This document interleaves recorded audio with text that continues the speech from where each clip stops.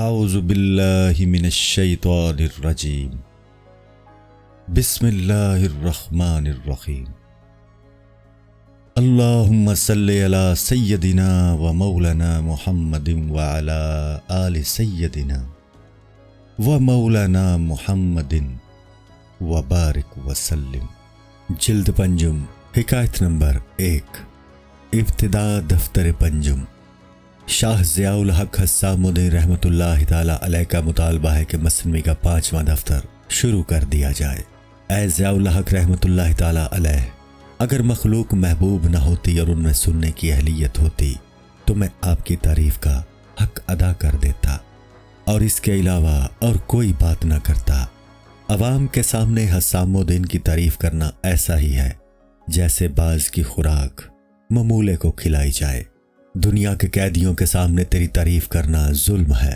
ہاں، کبھی روحانیوں کا مجمع میں کہوں گا، اسے عشق کے راز کی طرح دل میں رکھتا ہوں۔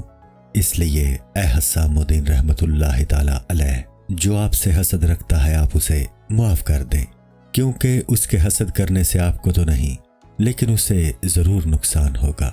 سورج کے حاسد نہ اس کا نور گھٹا سکتے ہیں اور نہ اس کا رتبہ کم کر سکتے ہیں۔ آپ کا رتبہ تمام عقول سے بالا تر ہے۔ گو حسام الدین رحمت اللہ تعالی علیہ کی تعریف پوری طرح کرنا ناممکن ہے، لیکن پھر بھی عاجزانہ کوشش ضرور کرنی چاہیے۔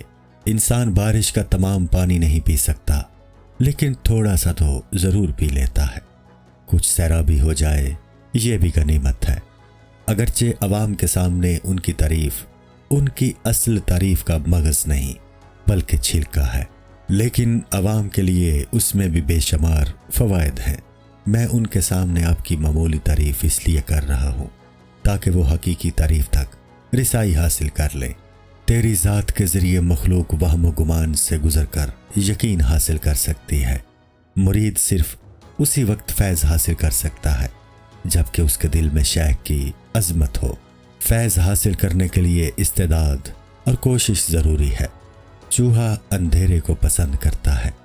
جن کے دلوں میں دین کی جانب سے تاریکی ہوتی ہے ان کے لیے علمی موشگافیاں حقیقت تک پہنچنے سے مانع ہوتی ہیں۔ جو لوگ چوہے کی طرح زمین دو سوراخوں میں رہنے کے عادی ہوں وہ کھجور کی طرح پھل کیسے دیں گے؟ جلد پنجم، حکایت نمبر 2۔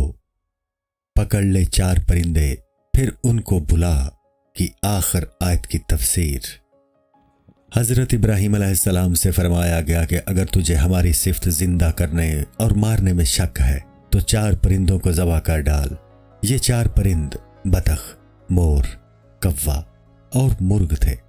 ان 4 پرندوں سے انسان کی 4 بری صفات مراد ہیں جو کہ انسان کے لیے حقیقت بینی سے مانے ہیں۔ ان صفات کا اگر انسان ازالہ کر دے تو حقیقت بھی بن جاتا ہے۔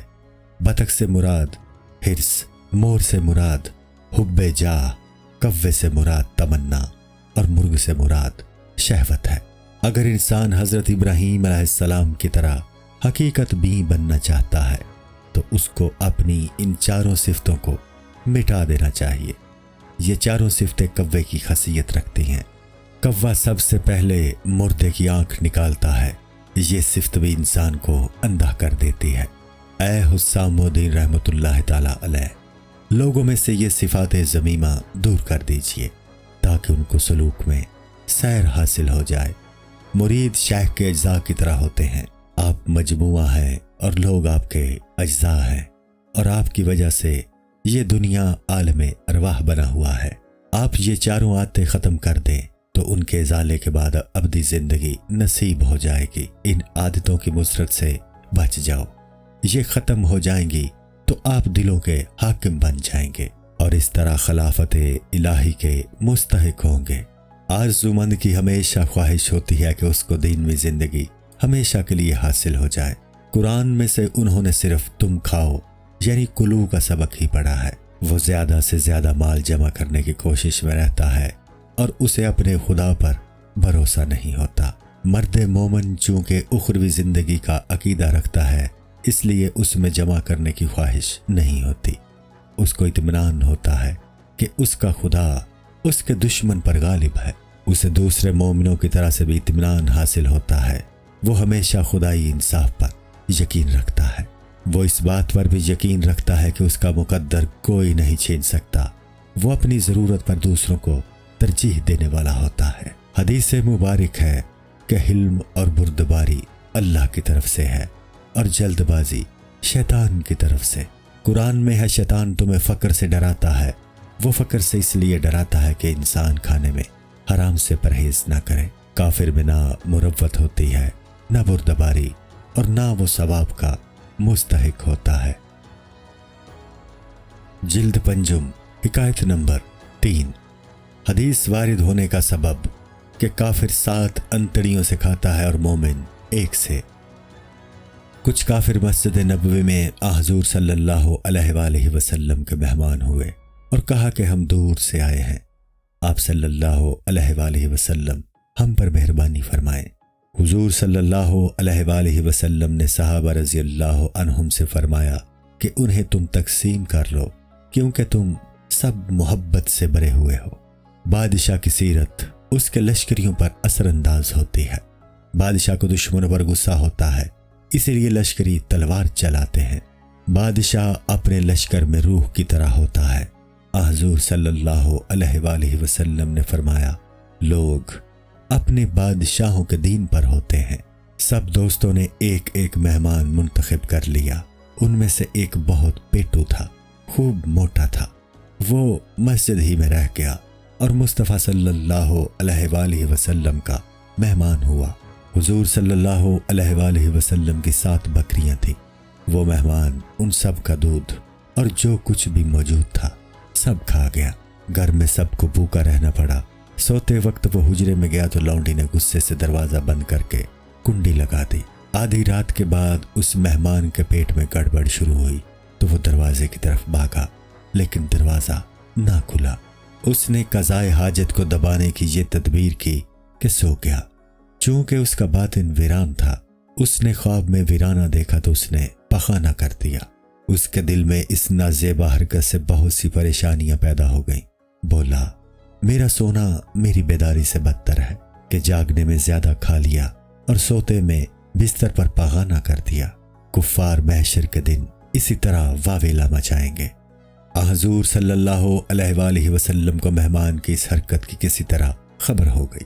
انہوں نے دروازہ اس لیے نہ کھولا کہ اس کو خوب شرمندگی ہو جو اس کے ایمان لانے کا سبب بن جائے۔ پھر حضور صلی اللہ علیہ وآلہ وسلم خود دروازہ کھول کر چھپ گئے تاکہ اس کو مزید شرمندگی نہ ہو۔ اللہ کے دامن نے انہیں چھپا لیا۔ اللہ کبھی نگاہوں پر ایسا پردہ ڈال دیتا ہے کہ انسان اپنے پہلو کے دشمن کو نہیں دیکھ سکتا۔ حضور صلی اللہ علیہ وآلہ وسلم کو احوال کا علم ہو گیا تھا، لیکن خدائی حکمت تھی کہ دروازہ نہ کھولیں۔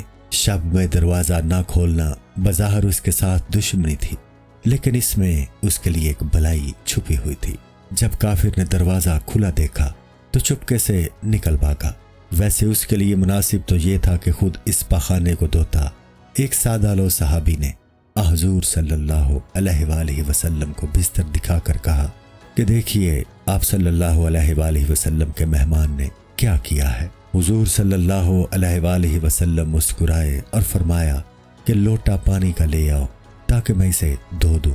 ہر صحابی نے مؤدبانہ عرض کی کہ وہ یہ کام کرتے ہیں کیونکہ حضور صلی اللہ علیہ وآلہ وسلم ان کے لیے دل و جگر تھے۔ انہوں نے عرض کی، اے تیری جان کی قسم والے، تجھے اللہ نے عمر کہا، یعنی تیری عمر کی قسم، وہ اپنی مستی میں اندھے ہو رہے ہیں۔ اللہ نے حضور صلی اللہ علیہ وآلہ وسلم کی عمر کی قسم کھائی، اور قسم ذات و صفات خداوندی کی کھائی جاتی ہے، تو گویا حضور صلی اللہ علیہ وآلہ وسلم کو اپنی صفت قرار دیا۔ صحابہ رضوان اللہ تعالی علیہم اجمعین بولے، ہماری زندگی کا مقصد آپ صلی اللہ علیہ وآلہ وسلم کی خدمت ہے۔ اگر ہم خدمت نہ کریں تو ہماری زندگی بیکار ہے۔ حضور صلی اللہ علیہ وآلہ وسلم نے فرمایا، ان باتوں کا مجھے یقین ہے، لیکن یہ کام میں خود اپنے ہاتھوں سے کروں گا کیونکہ اس میں کچھ حکمت پوشیدہ ہے۔ حضور صلی اللہ علیہ وآلہ وسلم اپنے ہاتھوں سے خدائی حکم کے مطابق بستر دھو رہے تھے۔ وہ مہمان جلدی میں اپنی مورتی وہاں بھول گیا تھا، اگرچہ وہ بہت شرمندہ تھا۔ لیکن مورتی کی حرص نے اسے دوبارہ لوٹنے پر مجبور کر دیا۔ وہ واپس آیا تو اس نے دیکھا کہ حضور صلی اللہ علیہ وآلہ وسلم اپنے ہاتھوں سے اس کی نجاست دھو رہے ہیں۔ بیعت رضوان کے سلسلے میں قرآن میں فرمایا گیا ہے ید اللہ فوق ایدیہم، اللہ کا ہاتھ ان لوگوں کے ہاتھوں کے اوپر ہے۔ تو گویا اللہ تعالیٰ نے حضور صلی اللہ علیہ وآلہ وسلم کے ہاتھ کو اپنا ہاتھ قرار دیا۔ وہ مہمان حضور صلی اللہ علیہ وآلہ وسلم کے اس کریمانہ اخلاق کو دیکھ کر اس قدر متاثر ہوا کہ مورتی کو بھول گیا اور دیوانہ وار اپنا سر دیواروں سے ٹکرانے لگا۔ حضور صلی اللہ علیہ وآلہ وسلم کو اس کی اس حالت پر ترس آ گیا۔ وہ نعرے مارتا تھا اور کہتا تھا کہ ان کی مخالفت سے ڈرو۔ وہ کہنے لگا کہ حضور صلی اللہ علیہ وآلہ وسلم کی ذات گرامی مجموعہ عالم ہے اور خدائی حکم کے تابع ہے، لیکن میں ادنا سا جزو ہو کر ظالم اور سرکش بنا ہوا ہوں۔ وہ ہر لمحہ آسمان کی طرف منہ کر کے کہہ رہا تھا کہ میرا منہ اس لائق نہیں ہے کہ حضور صلی اللہ علیہ وآلہ وسلم کے روبرو ہو۔ حضور صلی اللہ علیہ وآلہ وسلم نے اس کی بے قراری کو دیکھ کر اسے سینے سے لگا لیا، اسے اطمینان دیا اور نور ایمان عطا فرما دیا۔ جب تک ابر روتا نہیں ہے چمن کب مسکراتا ہے، بچہ روتا ہے تو ماں کے اندر دودھ جوش مارتا ہے۔ کیا تو نہیں جانتا کہ وہ جس نے ماں کو دودھ دیا ہے وہ بھی بغیر روئے دودھ نہیں دیتا۔ قرآن میں وہ کہتا ہے وَلِيَبْكُوا كَثِيرًا، وہ بہت روئیں۔ رحمت خداوندی بغیر آہوزاری متوجہ نہیں ہوتی ہے۔ اگر عالم میں سورج کی گرمی اور ابر کا پانی نہ ہو تو اجسام میں نشو و نما نہیں ہوتی۔ انسان کو بھی اپنی روح کی نشو و نما کے لیے عقل میں سوزش اور آنکھ میں آنسو درکار ہیں۔ اس طرح جسم کو گھٹاؤ اور روح کو بڑھاؤ۔ قرآن میں ہے اور اللہ کو قرض حسنہ دو۔ مولانا روم رحمۃ اللہ تعالی علیہ فرماتے ہیں کہ قرض کے معنی اللہ کے راستے میں بدن کو گھٹانے کے ہیں۔ جسمانی خوراک کا لالچی نہ بن، پھر جنت کی سیر حاصل ہوگی۔ جسم فضلوں سے خالی ہوگا تو اسرار و انوار سے پر ہوگا۔ جسمانی ناپاکی دور ہوگی تو پاکیزگی حاصل ہوگی۔ قرآن میں ہے بے شک اللہ چاہتا ہے کہ اے اہل بیت تم سے پلیدی زائل کر دے اور تمہیں بالکل پاک کر دے۔ شیطان مختلف دنیاوی چیزوں کے فائدے اور مزے سمجھا کر ان کے کھانے کی ترغیب دیتا ہے اور کہتا ہے کہ تو وہ چیز نہ کھائے گا تو کمزور ہو جائے گا، یا فلاں چیز کھائے گا تو درد و غم سے نجات مل جائے گی۔ حضرت آدم علیہ السلام سے شیطان نے اسی طرح کی باتیں کی تھیں۔ وہ انسان کے کان پکڑ کر حرص اور مضر کمائی کی جانب لے جاتا ہے۔ وہ شبہات اور وسواس کے ذریعے صحیح راستے پر چلنے سے روک دیتا ہے۔ شیطان اپنے ہتھ کنڈوں سے بڑے بڑے علماء کا مذاق اڑوا دیتا ہے۔ جلد پنجم حکایت نمبر 4۔ حضور صلی اللہ علیہ وآلہ وسلم کی عرب پر نوازش اور اس کی گریہ زاری اور شرمندگی پر اسے تسلی دینا۔ شیطان کے وار سے بچنے کے لیے اپنی عقل کو اپنے شیخ کی عقل سے وابستہ کر دے اور ہر بات میں اس سے مشورہ کر لے۔ اس عرب مہمان کو اس کے گریہ زاری کی وجہ سے حضور صلی اللہ علیہ وآلہ وسلم نے خوب نوازا۔ وہ دیوانہ ہو جانے کے قریب تھا تو حضور صلی اللہ علیہ وآلہ وسلم نے اس کی عقل کو تھاما۔ حضور صلی اللہ علیہ وآلہ وسلم نے اس کے منہ پر پانی کا چھڑکاؤ کیا تو وہ ہوش میں آیا اور کہنے لگا کہ مجھے شہادت کا کلمہ پڑھا دیجئے، کیونکہ حقیقی معنی میں کلمہ شہادت پڑھ لینے پر انسان دنیا سے نجات پا کر آخرت کا آدمی بن جاتا ہے۔ ازل میں اللہ نے ہم سے یہ سوال کیا تھا کہ کیا میں تمہارا خدا نہیں؟ تو ہم نے جواب میں کہا ہاں۔ اب ہم دنیا میں اس جواب کے ثبوت کے لیے بھیجے گئے ہیں تاکہ قول اور فعل ان دو گواہوں کے ذریعے اپنے اس ہاں کے دعوے کو ثابت کریں۔ گواہوں کو قاضی کی عدالت میں خاموش نہیں رہنا چاہیے۔ یہ دنیاوی زندگی قولی اور فعلی گواہی کے لیے ہے۔ اگر گواہ عدالت میں پہنچ کر خاموشی اختیار کرے تو یہ اس کا جھگڑالو پن ہے۔ جب تک گواہی نہ دے گا قاضی کی عدالت میں مقید رہے گا۔ گواہی دینا تھوڑی دیر کا کام ہے، اس معاملے کو لمبا نہ کر۔